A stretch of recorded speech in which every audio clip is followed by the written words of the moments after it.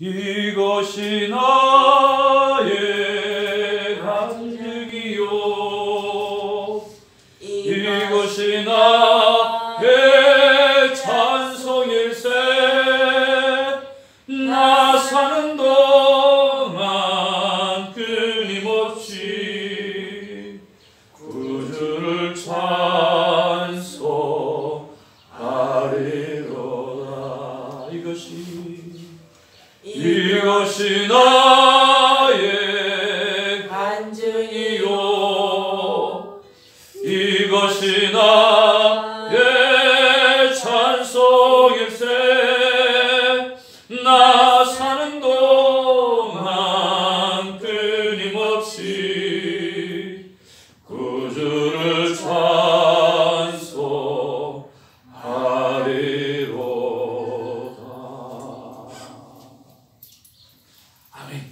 오늘 하나님의 귀한 말씀을 우리가 받기를 원합니다. 출애굽기 12장 37절로 51절까지의 말씀이 하나님께서 우리에게 주시는 복되고 귀한 말씀인 줄로 믿습니다. 출애굽기 12장 37절에서 51절 오늘 5월 4일 화요일입니다. 한 절씩 교독하면서 말씀을 받습니다. 이스라엘 자손이 라암셋을 떠나 숲곳에 이르니 유아 외에 보행하는 장정이 60만 가량이요 수많은 잡족과 양과 소와 실이 많은 가축이 그들과 함께 하였으며 그들이 애굽으로부터 가지고 나온 발교되지 못한 반죽으로 무교병을 구웠으니 이는 그들이 애굽에서 쫓겨남으로 지체할 수 없었습니다. 아무 양식도 준비하지 못하였음이었더라. 이스라엘 자손이 애굽에 거주한 지 430년이라. 430년이 끝나는 그날에 여호와의 군대가 애굽 땅에서 나왔은즉 이 밤은 그들을 애굽 땅에서 인도하여 내심으로 말미암아 여호와 앞에 지킬 것이니 이는 여호와의 밤이라. 이스라엘 자손이 다 대대로 지킬 것이니라. 여호와께서 모세와 아론에게 이르시되 유월절 규례는 이러하니라. 이방 사람은 먹지 못할 것이나 각 사람이 돈으로 산 종은 할례를 받은 후에 먹을 것이며 거류인과 타국 품꾼은 먹지 못하리라. 한 집에서 먹되 그 고기를 조금도 집 밖으로 내지 말고 뼈도 꺾지 말지며 이스라엘 회중이 다 이것을 지킬지니라. 너희와 함께 거류하는 타국인이 유월절을 지키고자 하거든 그 모든 남자는 할례를 받은 후에야 가까이 하여 지킬지니 곧 그는 본토인과 같이 될 것이나 할례 받지 못한 자는 먹지 못할 것이니라. 본토에게나 너희 중에 거류하는 이방인이 법이 동일하니라 하셨으므로 온 이스라엘 자손이 이와 같이 행하되 여호와께서 모세와 아론에게 명령하신 대로 행하였으며 51절 다 같이 보겠습니다. 시작. 바로 그날에 여호와께서 이스라엘 자손을 그 무리대로 애굽 땅에서 인도하여 내셨더라. 아멘. 할렐루야, 반갑습니다. 예, 아이고 우리 선교사님 불편하신데도 이렇게 하나님의 전에 나오셔서 또 귀한 은혜를 누리고 또 기도의 사명을 다 감당하게 된 것 감사를 드립니다. 오늘 본문은 크게 두 가지로 나누어져 있습니다. 37절에서 42절까지에 보면 출애굽이라고 하는 이제는 유월절을 지나서 완전히 출애굽한 그러한 이야기가 나옵니다. 그리고 다시 유월절에 관한 말씀이 43절부터 51절까지 그렇게 기록되어져 있습니다. 그래서 12장 전체를 보게 되어지면 유월절의 사건이 있고 그리고 난 다음에 무엇이 있습니까? 출애굽이라고 하는 사건이 있고 그리고 다시 무엇을 말씀하십니까? 오늘 유월절을 그렇게 말씀하고 있다라고 하는 거예요.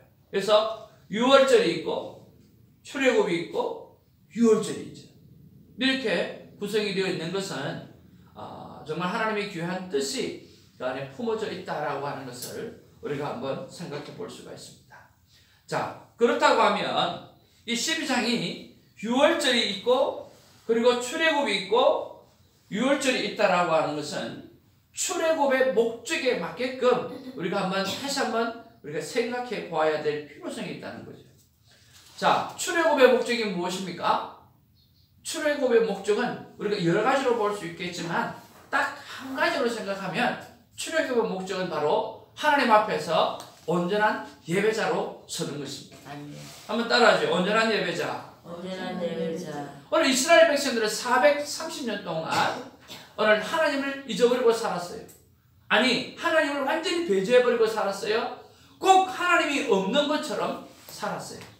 그렇죠? 그런 이스라엘 백성을 오늘 유월절 사건을 통해서 출애굽을 시켰다라고 하는 것은 이제는 하나님을 잃어버리고 살아가지 말고 하나님을 삶 속에 벗어버리고 살아가지 말고 그 하나님을 기억하고 그 하나님을 생각하고 이제는 온전한 예배자가 되라고 말씀하시는 거예요. 그런데 그렇게 해서 출애굽을 해서 오늘 적과 꿀이 흐르는 가나안 땅에 14일 길이면 2주일이면 갈 수 있는 길이지만 하나님이 몇 년을 돌리십니까? 40년을 돌리시죠. 하나님이 돌리신 거예요? 그들이 돌아간 거예요?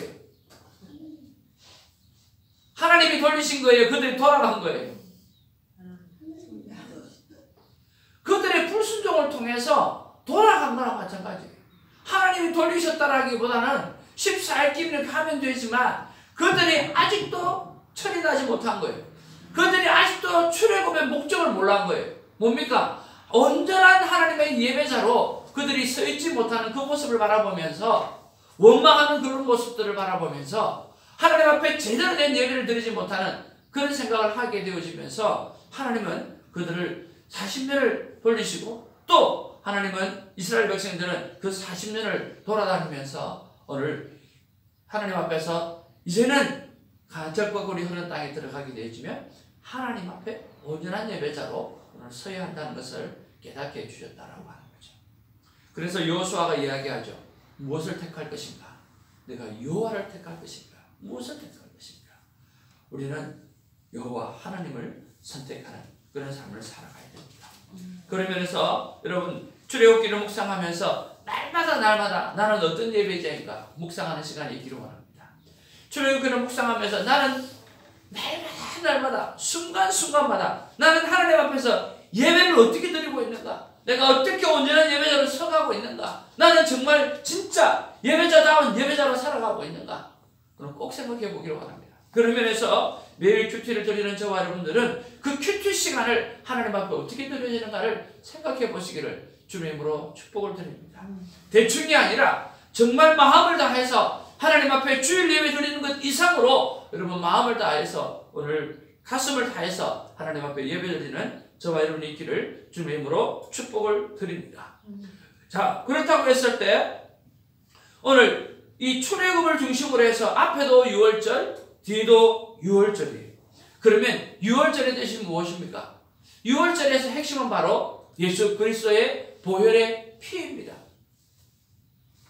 오늘 온전한 예배자가 되기 위해서, 온전한 하나님의 사람이 되기 위해서 우리의 삶 가운데 무엇이 없으면 예수 그리스도의 보혈의 핏뿌림이 없이는 어떤 것도 예배할 수도 없고 어떤 것도 온전한 예배자가 될 수 없고 어떤 삶도 살아낼 수 없다라고 하는 것입니다. 오늘 6월절의 사건은 죽음을 넘어선 사건이에요. 죽음이라고 하는 것, 오늘 생사화복의 문제라고 하는 거죠. 그렇다고 한다고 하면 오늘 우리 주 예수 그리스도의 보혈의 핏뿌림이 내 삶 가운데 기억되지 않으면 무엇이요? 나의 생사화복, 내 사는 모든 문제가 해결될 수 없다라고 하는 거예요. 오늘 야훼 하나님이라고 하는 말은 우리 선교사님이 말씀하셨던 것처럼 바로 예수님의 손에 못자국을 보라 라고 하는 뜻입니다. 여호와, 야훼라고 하는 히브리의 뜻은 오늘 그 단어가 주는 그 뜻은 뭐냐고 하면 손에 못자국을 보라라고 하는 거예요. 구약의 하나님 야훼를 설명할 때 이미 예수 그리스도의 오늘 십자가를 설명하고 있다라고 하는 거예요. 구원의 하나님이에요. 하나님은 오늘 우리에게 예수 그리스도의 보혈의 핏뿌림 없이 그 보혈의 은혜 없이 그 보혈에 대한 감사와 기억 없이 어떤 하루도 살아갈 수 없다고 말씀해 주고 있다라고 하는 것이죠. 여러분 출애굽을 떠났을 때 오늘 라암셋으로 시작을 했습니다. 라암셋은 바로 그들이 고난을 당했던 그 장소예요. 고통의 장소예요. 오늘 430년 동안 그 안에서 힘들었던 시간의 장소였습니다. 거기서부터 출발하게 되어지는 거예요. 우리가 죽음에서부터 출발해지는 것처럼 오늘 그들은 죽음의 사건, 오늘 그 고통의 사건, 거기서부터 출발하게 되어졌어요. 그리고 숲곳으로 이동하게 되어집니다. 그리고 장정이 60만이라고 했으니까 오늘 가족을 포함하면 곱하기 3 하면 3, 6, 18, 180만 정도가 되어지겠죠. 아마 더 많이 되어질 수도 있다고 생각합니다. 왜 그렇습니까? 왜 곱하기 3 이상을 해야 될까요?